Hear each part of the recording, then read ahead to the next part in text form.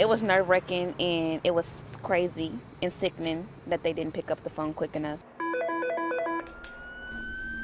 What happens when you call for help and no one answers? Staffing shortages are leading to dispatching delays at Lexington's E911 center. All this as the city experiences a stretch of violence that's pushing the city's homicide record to its breaking point. Tonight, WKYT investigates the wait for help and what Lexington leaders can do to fix it. Good evening. Welcome to WKYT News. It was finally a quiet night last night for Lexington police, at least somewhat. The first day without a shooting since last Friday. As the city grapples with how to address violence and potential steps to prevent it, another problem has been slowly building in the background. When calling the police, they need to answer quicker. I called them 8 times, they did not answer. She could have died with them not answering the phone. That was 16-year-old Maria Cowan, who witnessed the shooting Wednesday night on Oxford Circle. She and her mother rushed to help the teenage victim until they could get a hold of first responders.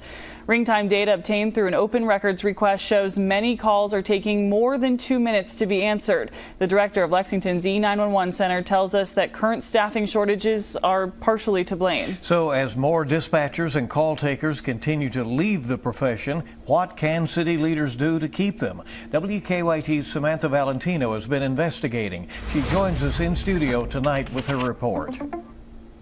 WKYT filed an open records request and found that in all of 2019, 5 calls had ring times of more than 2 minutes.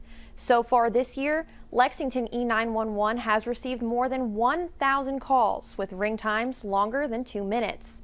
Director of E911 Janelle Patton told WKYT that staffing issues play a part in these long ring times.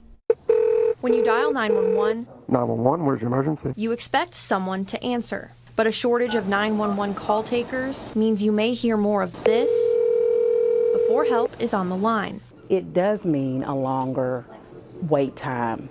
So far this year, there have been 19 reports of extended ring times filed at E911. 911, where is your emergency? We save lives. So it's very important for us to be cognizant of those numbers and how we can do better as a whole. Director of Lexington E911 Janelle Patton says there are roughly 21 openings for call takers and dispatchers. If we had 10 call takers and there's 20 calls coming in, those other 10 calls are going to be delayed. And that happens frequently throughout the day. As the city works to hire new employees, current employees are left to pick up the slack. It means additional and residual stress for the people that are already doing the job. Due to staffing issues, E911 employees are working 8 hours of mandatory overtime per week. They're working 3 8-hour shifts and 2 12-hour shifts. Patton says there are times when only one call taker is working at E911. Dispatchers and supervisors are also able to take calls, but it is not their primary job. She says that despite the staffing issues, Lexington E911 remains open 24/7. You may have to wait a little longer, but we are here and ready to facilitate the need. With long ring times, callers often find themselves hanging up and redialing 911 in their desperate times of need. As we heard a moment ago from a shooting witness, Maria Cowan, she says it took 8 911 calls for someone to answer. Janelle Patton recommends staying on the line, even if it keeps ringing and ringing. But what are they doing to fix the problem?